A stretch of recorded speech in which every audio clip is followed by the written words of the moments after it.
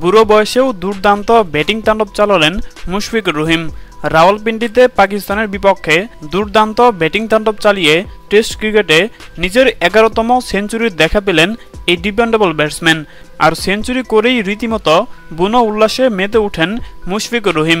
এরপর আল্লাহ তাআলার সন্তুষ্টির জন্য সেজদায় লুটিয়ে পড়েন এই ডিপেন্ডেবল ব্যাটসম্যান। তারপর অপর প্রান্ত থেকে মেহেদী হাসান মিরাজ এসে মুশফিকুর রহিমকে জড়িয়ে ধরেন।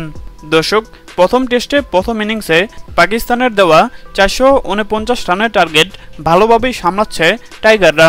তৃতীয় দিন শেষে লিটন দাস এবং মুশফিকুর রহিমের অর্ধশতকে ভালোভাবেই এগিয়ে যায় বাংলাদেশ দল।